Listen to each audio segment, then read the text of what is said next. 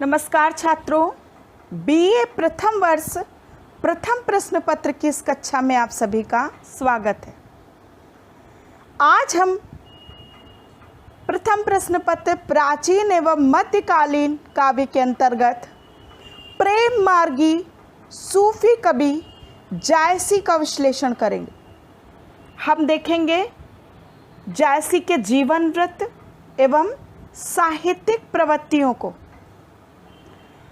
जायसी प्रेमाश्रयी सूफी काव्य धारा के प्रवर्तक थे। जैसा कि हम सभी जानते हैं कि सूफी काव्य परंपरा भारत में मुस्लिम संस्कृति के प्रभाव के फलस्वरूप आई थी तथा इन सूफी कवियों ने अपने लौकिक प्रेम के माध्यम से अलौकिक प्रेम को प्राप्त करने की व्यंजना साहित्य में दर्शाई थी।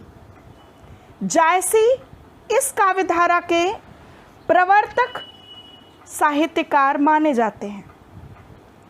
जायसी का ग्रंथ पद्मावत हिंदू सभ्यता और संस्कृति का सुंदर चित्रण प्रस्तुत करता है। जायसी सूफी काव्यधारा के महत्वपूर्ण कवि माने जाते हैं तथा उनके काव्य में हमें सूफी सिद्धांतों का सम्यक निरूपण प्राप्त होता है।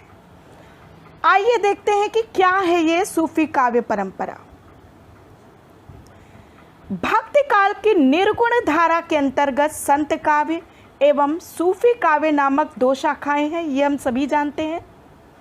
सूफी काव्य के लिए प्रचलित कुछ अन्य नाम हैं जो इस प्रकार हैं, जैसे प्रेम मार्गी शाखा, प्रेमाश्रयी शाखा, प्रेमाख्यानक काव्य परंपरा, रोमांसिक काव्य परंपरा। चूँकि ये कवि साहित्य में प्रेम की अवधारणा को लेकर के अवतीर्ण हुए थे, इसलिए इनके काव्य में प्रेम एवं रोमांस तत्व की प्रधानता थी। इसीलिए इस काव्य धारा को रोमांसिक काव्य परंपरा भी कहा जाता है। स्पष्ट ही इस शाखा में प्रेम तत्व की प्रधानता परिलक्षित होती है।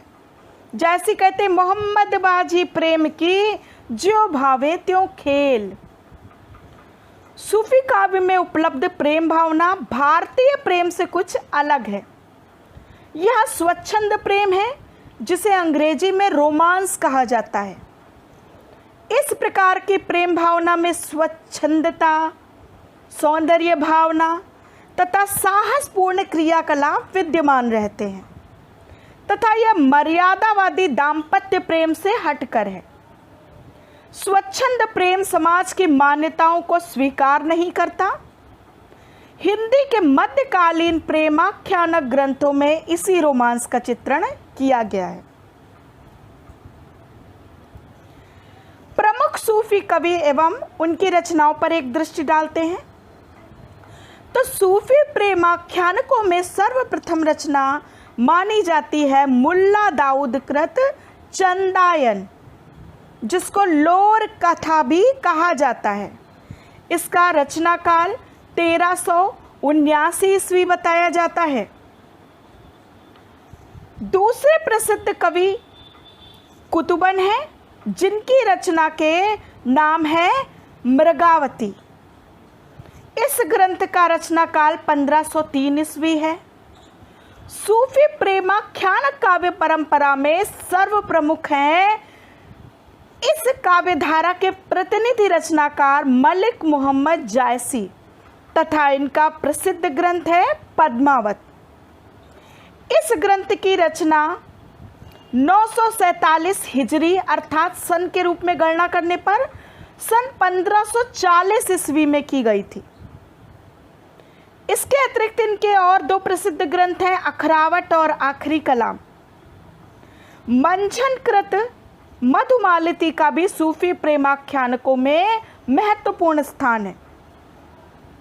इसके अतिरिक्त उस्मान ने चित्रावली, शेख नबी ने ज्ञानदीप एवं हंस जवाहिर तथा नूर मोहम्मद ने इंद्रावती एवं अनुराग बांसुरी तथा शेख निसार ने यूसुफ जुलेखा नामक प्रेम गाथाएं लिखी।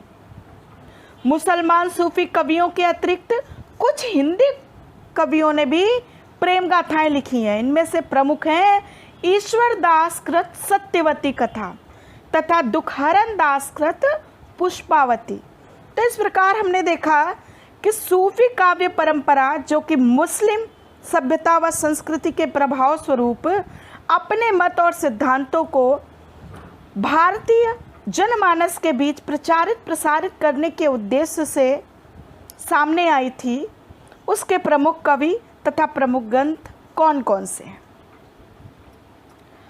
अब हम देखते हैं इस काव्य धारा के प्रमुख कवि जायसी का जीवन वृत्त। मलिक मोहम्मद जायसी का जन्म रायबरेली जिले के जायस नामक ग्राम में हुआ था। इनका जन्म 1465 ईस्वी में हुआ माना जाता है। इनके बचपन का नाम मलिक शेख मुंसफी था, किंतु वे मोहम्मद के नाम से प्रसिद्ध हुए। मलिक उनकी पैतृक उपाधि थी तथा जायस नगर के निवासी होने के कारण ये जायसी कहलाते थे। खिलजी वंश के शासनकाल में मलिक की उपाधि नवाबों को दी जाती थी, अतः इस उपाधि से स्पष्ट है कि जायसी का वंश नवाबों से संबंध रखता था। वे जाति के शेख थे। उनके पिता का नाम मलिक शेख ममरेज अथवा मलिक राजे अशरफ था। कहा जाता था कि 6-7 वर्ष की अल्पावस्था में चेचक के प्रकोप से इनकी बाईं आंख जाती रही तथा बायां कान भी सुन्न पड़ गया। इन्होंने स्वयं लिखा है कि मोहम्मद बाई दिस तजा एक सरवन एक आंख।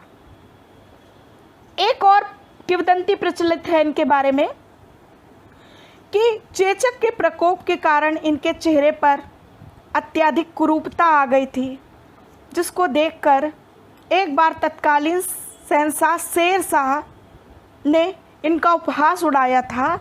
तो इन्होंने एक पंक्ति कही थी। इन्होंने कहा कि मोह का हंससी कै कोह रही, कि अर्थात तुम मेरा उपहास कर रहे हो या उस कुम्हार का जिसने मुझे बनाया है। उनकी इस बात को सुनकर शेरशाह अत्यंत लज्जित हुआ और उसने उनसे क्षमा याचना की। सूफी संप्रदाय के प्रसिद्ध पीर शेख मोहिदी अर्थात शेख मोहिद्दीन से इन्होंने दीक्षा ली थी। उनकी शिक्षा कब और किस प्रकार हुई यह निश्चय पूर्वक नहीं कहा जा सकता, परंतु इसमें तनिक भी संदेह नहीं कि इन्होंने हिंदी काव्य शास्त्र तथा हिंदू धर्म के दार्शनिक सिद्धांतों का सूक्ष्म अध्ययन किया था। हठ योग, वेदांत, रसायन, ज्योतिष आदि की बहुत सी बातें इन्होंने हिंदू साधु और संतों के सत्संग द्वारा ही सीखी थी। कुरान में इनका अटल विश्वास था, परंतु अन्य धर्मों के प्रति भी इनकी भावना अत्यंत उदार तथा सहिष्णु थी। इनकी मृत्यु 1542 ईस्वी में मानी जाती है। अब हम देखते हैं जायसी की रचनाओं के विषय में। जायसी 20 ग्रंथों के रचनाकार माने जाते हैं, परंतु इनकी अब तक केवल 5 कृतियां ही साहित्य में उपलब्ध हो सकी हैं, जिसमें से सबसे पहली और सर्वप्रमुख है पद्मावत, जिसमें इन्होंने सिंघल द्वीप की राजकुमारी पद्मावती तथा चित्तौड़ के राजा रत्नसेन की प्रेम कथा को अत्यंत सुंदर ढंग से चित्रित किया है। प्रस्तुत ग्रंथ एक अन्योक्ति कथा के रूप में प्रचलित है, जिसमें इन्होंने प्रतीकों के माध्यम से रत्नसेन को शरीर का प्रतीक बताया है, पद्मावती को परब्रह्म परमात्मा का स्वरूप बताया है, रत्नसेन की पहली पत्नी नागमती को दुनिया धंधा का प्रतीक बताया है, हीरामन तोते को गुरु का प्रतीक बताया है, राघव चेतन को शैतान का प्रतीक बताया है। प्रस्तुत ग्रंथ पर एक अत्यंत प्रसिद्ध फीचर फिल्म भी बन चुकी है, जो कि अत्यंत सफल सिद्ध हुई थी।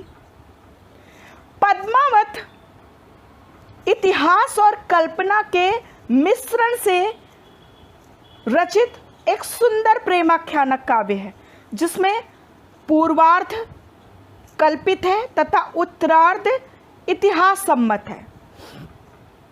इसमें रत्नसेन तथा पद्मावती का प्रेम प्रसंग, अलाउद्दीन का चित्तौड़ पर आक्रमण तथा रत्नसेन को पराजित करना और पद्मावती का जौहर तक की कथा सम्मिलित है। तो इस प्रकार हम देखते हैं कि पद्मावत इनकी काव्य रचना में श्रेष्ठतम तथा प्रौढ़ रचना है। दूसरी रचना इनकी अखरावट है जिसमें इन्होंने वर्णों के अक्षरों के आधार पर पद्य निर्मित किए हैं। तीसरी रचना आखिरी कलाम में इन्होंने मोहम्मद साहब की स्तुति प्रस्तुत की है, आत्म परिचय दिया है तथा प्रलय के चित्र अंकित किए हैं। चौथी रचना इनकी कहरनामा है तथा पांचवी रचना इनकी चित्र रेखा के नाम से है, जो कि विशुद्ध प्रेम काव्य है, परंतु इसकी विशेषता यह है कि इसमें इन्होंने अपने सूफी सिद्धांतों को कहीं भी प्रचारित प्रसारित नहीं किया है। तो इस तरह से हमने देखी जायसी की प्रमुख रचनाएं तथा उनकी विषय वस्तु। अब हम आते हैं जायसी की प्रमुख प्रवृत्तियों की ओर। सबसे पहली विशेषता या प्रवृत्ति जायसी की रचनाओं में मसनवी शैली के प्रयोग की दिखाई देती है। जैसा कि हम सभी जानते हैं कि सूफी काव्य धारा इस्लाम से प्रभावित थी, तो इन कवियों ने अपने काव्य में मसनवी शैली, जो कि फारसी साहित्य की शैली होती है, उसका प्रयोग किया है। इस पद्धति के आधार इन्होंने अपने काव्यों में कड़वक पद्धति का प्रयोग किया है, जिसमें दोहा और चौपाई अर्थात 5-6 चौपाइयों के बाद एक एक दोहा अर्धनालियों के अनुसार रख करके काव्य रचना की है। और सूफी काव्य धारा की एक विशेषता ये है कि इन्होंने अपने सिद्धांत भले ही मुस्लिम धर्म का प्रचार प्रसार करने के लिए सामने रखे हों, परंतु इन्होंने हिंदी सभ्यता और संस्कृति की भी कहीं उपेक्षा नहीं की है। जैसे उदाहरण स्वरूप इन्होंने अपनी रचनाओं के प्रारंभ में ईश्वर स्तुति, ईश वंदना के द्वारा जो है वो अपने ग्रंथ का प्रारंभ किया है। इन्होंने हिंदू दाम्पत्य जीवन का सुंदर चित्रण प्रस्तुत किया है। तो इस तरह से हम देखते हैं कि इन्होंने मसनवी शैली का प्रयोग किया है, परंतु कुछ चीजें इन्होंने सूफी काव्य धारा के अंतर्गत इस्लामिक संस्कृति से भी ग्रहण की। जैसे नायिका का नक्शिक वर्णन करते समय इन्होंने हिंदू साहित्य परंपरा से अलग हट करके सिखनक परंपरा के आधार पर चित्रण किया है।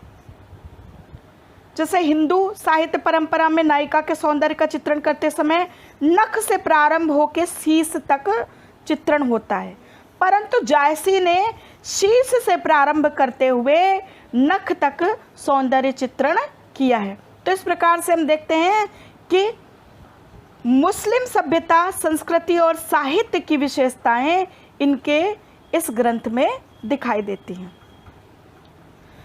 दूसरी प्रवृत्ति थी जायसी की कि इनका काव्य ग्रंथ स्वच्छंद प्रेम का चित्रण करने वाली साहसिक प्रेम कथा के अंतर्गत आता है कि रत्नसेन पहले से विवाहित था और हिंदू धर्म और संस्कृति के अनुसार पहले विवाह को मान्यता दी जाती है तथा बहुविवाह उचित नहीं ठहराया जाता, परंतु यहाँ रत्नसेन को पद्मावती के रूप एवं गुण की प्रशंसा सुन करके उसके प्रति आसक्त दिखाया जाता है तथा वो अपनी पहली को त्याग कर चला जाता है पद्मावती की खोज में। और जाने कितने दिवसों के संघर्ष के बाद, कितनी बाधाओं को पार करते हुए वे पद्मावती के सिंगल द्वीप तक पहुँचते दिखाई देते हैं। तो इस तरह से साहसिक प्रेम कथा कि समाज का विरोध करके भी वे अपने प्रेम को प्राप्त करने का पूर्ण प्रयास करते हैं और उसमें सफल भी होते हैं। तीसरी विशेषता, नायिका के नाम पर ग्रंथ का नामकरण किया गया है। पद्मावत, नायिका पद्मावती के आधार पर ग्रंथ का नामकरण किया गया है। चौथी विशेषता है कि इसमें सभी कथानक रूढ़ियों का पालन किया गया है। ये रूढ़ियां हैं स्वप्न दर्शन या चित्र दर्शन से प्रेम उत्पन्न होना, कि जैसे पद्मावती का विषय में सुन करके, उनके चित्र के बारे में देख करके, हीरामन तोते से प्रशंसा सुनकर रत्नसेन के मन में पद्मावती के प्रति प्रेम उत्पन्न होता है। मंदिर या उपवन में नायक नायिका का मिलन, कि प्रथम बार मंदिर में ही छिप करके देखते हैं रत्नसेन पद्मावती को सिंघल द्वीप में। अलौकिक शक्तियों द्वारा सहायता, कि दोनों के प्रेम को पूर्ण करने में ईश्वरीय शक्तियां, अलौकिक शक्तियों की पूरी सहायता मिलती है। उड़ने वाले पक्षी तथा बात करने वाले पक्षी तथा राजकुमारियों के सौंदर्य की दिव्य प्रस्तुति आदि दिखाई देती है इसमें। पांचवी विशेषता है लोक पक्ष व हिंदू संस्कृति का चित्रण, कि इनका सिद्धांत भले ही फारसी और मुस्लिम संस्कृति के आधार पर निर्मित हो, परंतु हिंदू जीवन के लोक पक्ष और हिंदू संस्कृति का चित्रण करते समय इन्होंने कहीं पे भी किसी तरह की शिथिलता नहीं आने दी है। छठी विशेषता है श्रृंगार रस की प्रधानता तथा वस्तु वर्णन की प्रमुखता। सातवीं विशेषता है कि इसमें खंडन मंडन की प्रवृत्ति का अभाव है, जो कि इनके फारसी साहित्य परंपरा के प्रभाव के कारण हुआ है। आठवीं विशेषता है कि अवधी भाषा का प्रयोग किया है तथा दोहा चौपाई शैली, जिसे कड़वक पद्धति कहते हैं, उसका प्रयोग किया गया है। नवा रहस्यवाद की प्रवृत्ति, लौकिक प्रेम के माध्यम से अलौकिक प्रेम की साधना इनका लक्ष्य है। जैसे कहते हैं 9 खंड और 9 पौरी, इस तरह से ये रहस्यवाद की भी निदर्शना करते दिखाई देते हैं तथा पद्मावती रूपी परमात्मा को प्राप्त करने के लिए रत्नसेन रूपी जीवात्मा का प्रयत्न दिखाया गया है, कि बिना प्रयत्न किए जीवात्मा परमात्मा को नहीं प्राप्त कर सकती। प्रेम के पथ पर अनेक बाधाओं से लड़ना पड़ता है तथा सूफी सिद्धांत की चारों अवस्थाएं, तरीयत, शरीकत, हकीकत और मरीफत, इन चारों ही अवस्थाओं को इस ग्रंथ में तथा जायसी के काव्य में पूरी तरह से प्रस्तुत किया गया है। 10वीं विशेषता यह है कि नायिका को परमात्मा तथा नायक को जीवात्मा के रूप में चित्रित किया गया है। पद्मावत में पद्मावती को परम ब्रह्म या परमात्मा का प्रतीक माना गया है। इसी कारण पद्मावती के संपर्क द्वारा संपूर्ण सृष्टि में एक दिव्यता आते हुए दिखाई देती है। मानसरोवर जैसे ही पद्मावती रूपी परमात्मा का स्पर्श करता है, उसमें किस प्रकार निर्मलता आती है, इसका एक उदाहरण देखिए। जैसे कहते मानसरोवर चाहस पाई, पारस रूप यहाँ लगी आई, कि पद्मावती रूपी परमात्मा के प्रभाव से मानो पारस मणि के समान प्रभाव उत्पन्न हुआ और मानसरोवर का समस्त कलुष मिट गया। तो इस तरह से हम देखते हैं कि नायिका को परमात्मा का रूप दिया गया है, जिसके कारण उसके चरित्र, उसके सौंदर्य को दिव्यता से मंडित किया गया है तथा नायक को जीवात्मा के रूप में चित्रित किया गया है। तो इस तरह से हम देखते हैं कि जायसी लोक जीवन के चतुर चितेरे थे तथा इन्होंने अपने इस्लामिक संस्कृति व साहित्य के सिद्धांतों का प्रचार प्रसार करते हुए भी कहीं भी भारतीय जीवन के पक्ष की अवहेलना नहीं की है, उपेक्षा नहीं की है तथा अपने प्रेमाख्यानकों द्वारा हिंदू सभ्यता और संस्कृति का सुंदर चित्र, आदर्श चित्र प्रस्तुत किया है। धन्यवाद।